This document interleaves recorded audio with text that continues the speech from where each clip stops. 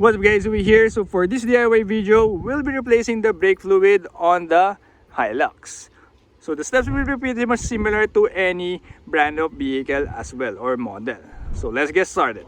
Alright, so here are the things that you'll be needing to do this DIY brake fluid change. So first of all, of course, the brake fluid. So make sure to check your owner's manual for the correct type of brake fluid that your vehicle requires or needs. So on my case, I'll be using .4 on the HILUX. If you don't have your owner's manual, you could check it on the cap of the brake fluid reservoir or brake fluid tank.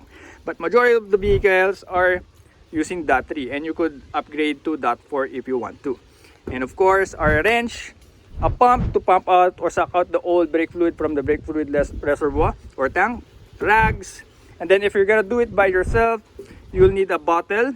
Then make sure to drill a hole on top and a hose that you could fit on the bleeder valve or bleeder nipple of your calipers or brake system. And if you want to jack your vehicle and remove the tires, you could do so. So you'll be needing your jack and jack stands.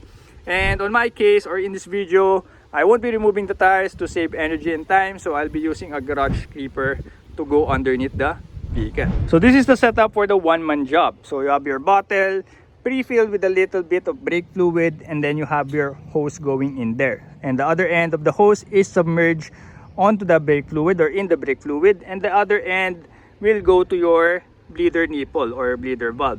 And if your hose is a little bit large, you could put a zip tie so that it will be a snug fit on the bleeder valve or bleeder nipple. So there's a method or a process to efficiently bleed the braking system or the brake lines. So first of all, determine where is your master cylinder. So it will be normally looking like this, or usually looks like this. So you have your brake fluid reservoir on top and then the master cylinder right below it. So if your vehicle doesn't have an ABS, if you don't see this part or anything similar on your engine bay or in your vehicle, then your vehicle doesn't have an ABS. So the order would be bleed the line that is farthest from the master cylinder. So that would be the rear passenger, and then rear driver, and then you go to the front passenger, and then front driver. So that's the order if your vehicle doesn't have an ABS. But if your vehicle has an ABS, you see this part right here somewhere in your engine bay. So for example, this part is located on that side of the engine bay. So it's on the other side from the master cylinder. Then you would start with the rear driver, and then rear passenger, then front driver, and then front passenger. So that will be the order depending on where your ABS module is located in your vehicle. Alright, so let's begin with removing the old brake fluid within the brake fluid reservoir or reservoir.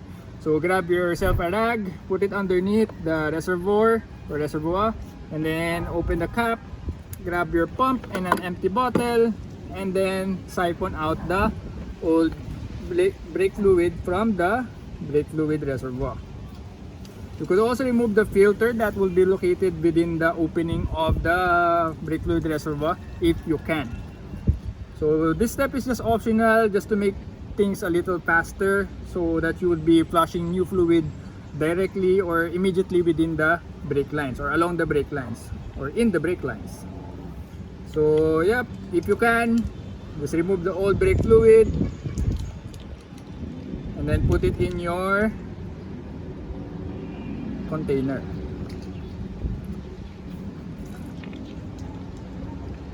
And don't forget to check and top up your brake fluid reservoir or reservoir. Alright, so let's start with the rear passenger. So it's a drum brake setup and the bleeder is right over there. So usually it will have a rubber cap at the end of the nipple. So remove the cap, and that's our bleeder valve or bleeder nipple. And now plug the hose into the bleeder valve or bleeder nipple and make sure that that's secured. And then make sure that the hose goes up and then down to our bottle. And make sure that the other end of the hose is submerged underneath the brake fluid. And then grab your 10mm wrench and open the bleeder valve counterclockwise. So if you have a box wrench, make sure to put your box wrench first before you put the hose. So once we have that open, it's time to pump the brake pedal. You could already see brake fluid coming out from the bleeder valve right over here.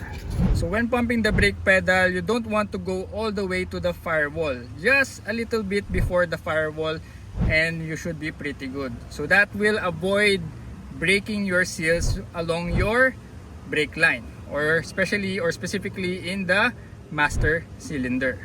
So just don't go all the way to the firewall. You could also place your other foot or place a block. So once you hit your foot, and that's already good.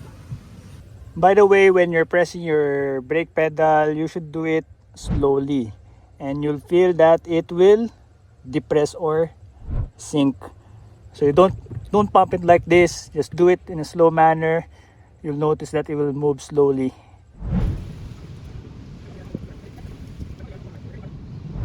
So don't forget to check the level of brake fluid in your brake fluid reservoir.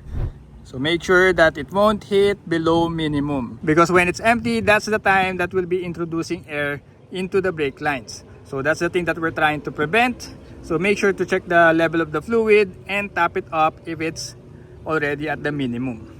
So right now it's somewhere around minimum. We're gonna top it out or top it up with new brake fluid. Once we're all good, make sure to put back the cap as well as on your container or on your new fluid so that it won't absorb moisture. And we'll just keep pumping the brake pedal until clear brake fluid comes out on the bleeder valve. And then when you're done, there's no more bubbles or air coming out from the bleeder valve. Close it with your wrench. Just tighten up, do not over tighten it so that you don't strip the threads, and then pinch the hose so that you won't make a lot of mess, and then remove it. You could also put a rag to minimize the mess. Alright, so it's pretty secured there with our zip tie, and then remove it. So this is how the brake fluid looks like from the rear passenger brake line. And you're just gonna repeat the same process for the rear driver side. So just pump the brakes until all of the dirty fluid comes out and there are no more bubbles coming out from the bleeder valve. And this is the brake fluid that we got from the rear driver side. And then on the front, we have the bleeder valve right over here on top of the caliper, or at the top of the caliper. So just make sure to double check if you have another bleeder valve for fixed calipers like this one on the HILUX. But on the HILUX, Fortuner, and Nova, it only has one right over here. So you have similar setup, just slap on the hose and then the bottle with a little bit brake fluid, and will bleed the front caliper or the front brake line. So just do the same process that we did at the back. So open the valve, bleed out all of the dirty fluid as well as the air out, and once you're all good, close the valve and we're pretty much done. Just don't forget to check the brake fluid level and top it up if it's already at a low level. So if you made any mess, don't forget to clean it with soapy water or all-purpose cleaner so that it won't corrode the paint of your drum and as well as your wheels if you did not remove them, because brake fluid is corrosive. So make sure just to clean it with soap and you're pretty good. So you might be wondering, what's the difference of a .3 brake fluid against a .4 brake fluid? So mostly the .4 brake fluid has a better boiling point. So both wet and dry boiling point. It's about somewhere around 10 to 12% better than the .3. So yeah, 10% to 12% might be small, but in terms of braking, that's a lot. That's a big difference already. And now for the service interval of brake fluid. When should you change your brake fluid? So if you're using a .3 brake fluid, you should replace it every 2 to 3 years. And then for the .4, every 2 years, or make that 1.5 years. So one year and 6 months, just to be sure. Because .4 brake fluid has a faster moisture absorption compared with .3.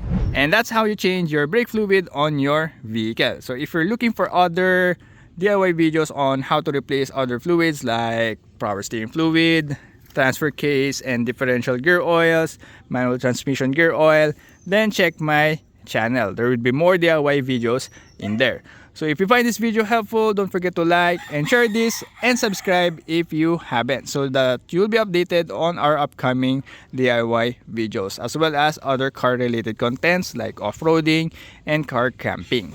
So guys, thanks for watching and see you on the next bit. Bye!